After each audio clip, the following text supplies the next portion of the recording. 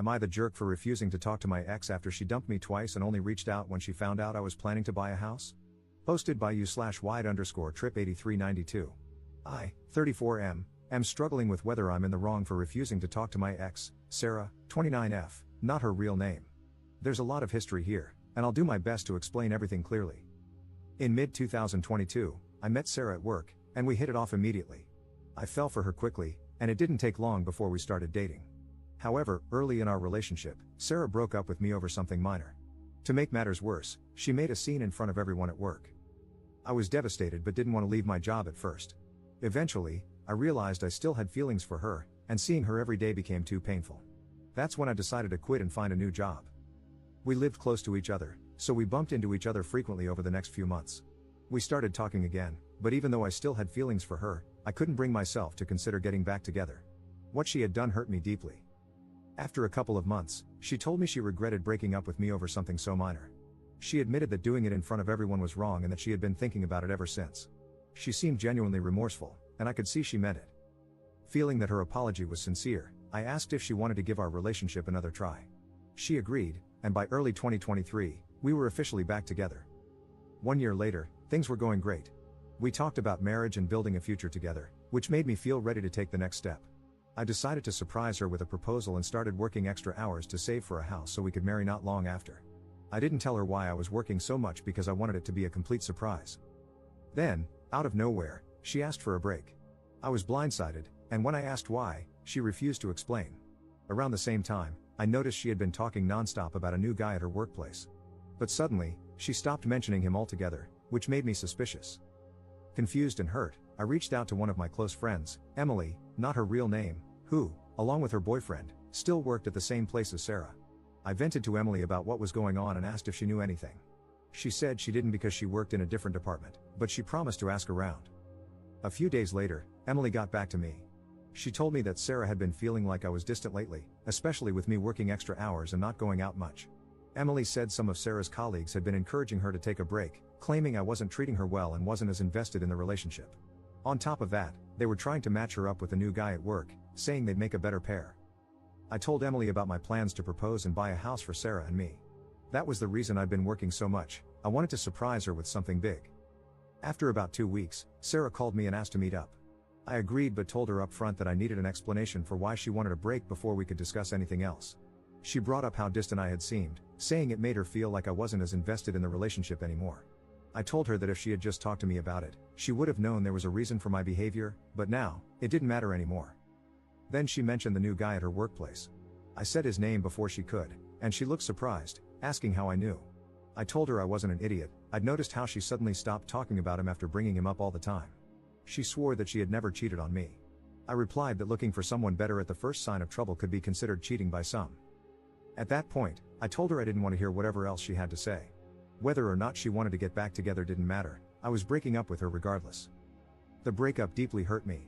I couldn't bear staying in the same place, so I asked my company for a transfer and used the money I'd saved for the proposal to start over in a new city. While talking to Emily, the friend I had vented to before, she apologized to me. She admitted that she had slipped up and told Sarah about my plans to propose and buy a house. Emily said Sarah broke down crying after hearing that. I appreciated Emily's honesty, but it didn't change what had happened. By mid-December last year, I returned to my hometown to spend Christmas and New Year's with my family. Some friends wanted to organize a party to get everyone together since many of us, myself included, had moved away and were only visiting for the holidays. Sarah was invited too. We barely interacted that night, just a quick hi in passing. At one point, I glanced at her and saw her smiling while chatting with a group of women. That smile brought back so many memories. I realized that seeing her smile still made me feel the same way I did the first time I saw it. I thought to myself, how screwed up am I that I still feel this way? Despite those lingering feelings, I was still sad and deeply hurt by how things had ended. Looking back, I also started to blame myself. I should have paid more attention to how she was feeling. I could have told her about the extra work and why I was doing it. Maybe things would have turned out differently. Later that evening, one of my friends mentioned that Sarah's relationship with the guy from her work had only lasted a couple of months. After the holidays, I planned to return to the city where I now lived. My vacation ended on January 6th, so I decided to leave on Friday. That way, I'd have Saturday to sort everything out at home and prepare for the week ahead, with Sunday to relax before going back to work. Before I left, one of my friends from back home called me. He said he had a favor to ask on behalf of someone else and warned me that I wouldn't like it.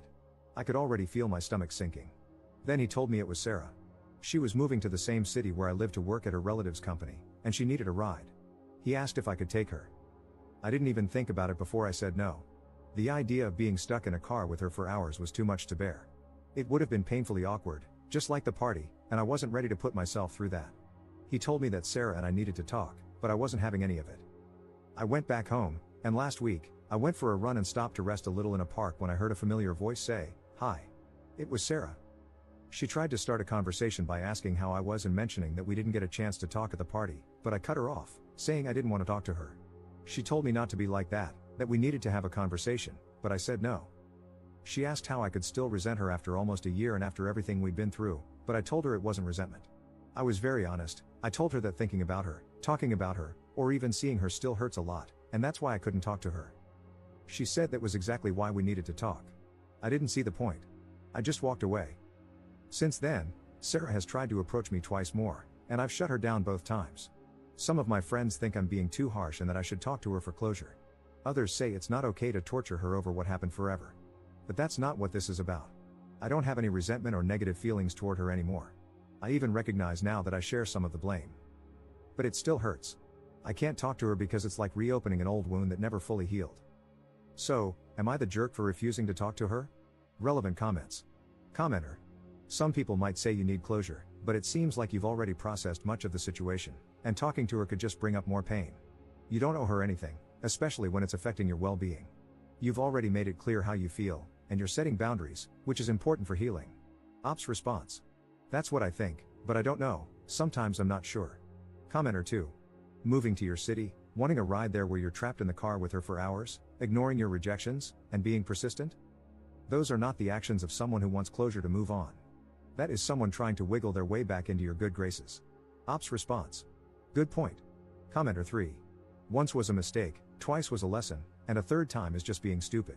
That's like watching the same movie but expecting a different ending. Don't do it to yourself. Ops response. There won't be a third time. I was already sure about not going back to her, and your comments are helping me make up my mind about not talking to her. Additional information from Op after reading comments. Thank you all for your advice. I just want to clarify one thing. My friends are not calling or messaging me to say that I should talk to her, that's just the opinion of some of them when the subject was brought up. Update 6 days later. Hey everyone, I wanted to give an update and thank you all for your input. I took the time to read through every comment, and while I didn't respond to all of them, it was only because I didn't have anything to add. I'm truly grateful to everyone who shared their thoughts. It has been incredibly helpful. After reading everything and thinking it through, I've decided to stick to my decision not to talk to Sarah. Something I forgot to mention in my original post, though I did tell a few commenters, is that I blocked her everywhere after we broke up the second time. Over the last few days, it seems like her persistence has started to backfire. Some of our mutual friends, including the ones who initially told me I should talk to her, have become frustrated with her constant attempts to contact me. Apparently, they've started turning on her because of it. 3 days ago, Emily, the friend I vented to back then, made a post on social media about stalkers. She didn't name Sarah, but a lot of people picked up on what she meant. I've also seen several comments on my original post suggesting that Sarah might have been stalking me. Her job in the same city and her coincidental appearance at the park all line up with that theory. For what it's worth, I know her uncle owns a company here, so maybe that really is why she moved. But honestly, it's not my problem, and I'm not going to look into it. Things have been quieter. Friends have dropped the subject, and Sarah hasn't tried to reach out again. That is, until yesterday. I watched the UFC event with some coworkers. When it ended, I was heading to my car when my phone rang. It was one of our mutual friends calling. She said she had been talking to Sarah and asked if she could pass along a message. I sighed but told her to make it quick. The message was simple. Sarah said she understands why I don't want to talk to her. She promised she wouldn't try to reach out again but added that she still thinks we need to talk. She said the door is open if I ever want to. I told my friend I didn't have a message to pass back and asked her not to bring up Sarah again in our conversations. If what Sarah said is true, it's a relief, but I'm not holding my breath. I wouldn't be surprised if she tries something else. Maybe she thinks giving me space will make me go to her, but it won't. That chapter of my life is closed. Right now, I just want to focus on myself. I probably won't be dating anyone anytime soon. If there's one thing I've learned, it's that I need to get to know people better before jumping into a relationship. I've also been thinking about how loosely I use the word friend. That's another part of my life I need to rethink. Some of the people I've called friends have proven they don't have my best interests at heart. A few people suggested therapy in the comments, and I'll admit it's something I've been considering. For now, I'm giving myself time to heal on my own, But if I still don't feel right after a while, I will look into it. Thanks again to everyone who took the time to comment. Your advice has been a huge help in sorting all this out.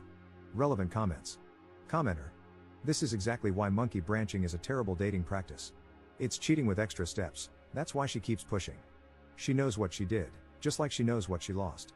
Yet, ironically, she's too naive to understand that even if y'all got back together, you wouldn't look at her the same. That's totally understandable. Ops response. You're right, it would not be the same. Commenter 2.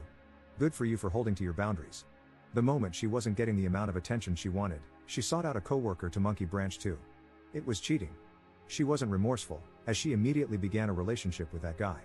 All she wants now is to act like she didn't cheat on you and rekindle your relationship. She's already proven that she will cheat with whoever shows her attention. That's not someone to be in a relationship with. Have you not dated since the breakup? Personally, that helped me get over my ex-wife, who cheated. It's been a year. There's someone special out there for you. Not every woman is like your ex. Good luck. Ops response. I've dated other women since the breakup, but nothing serious.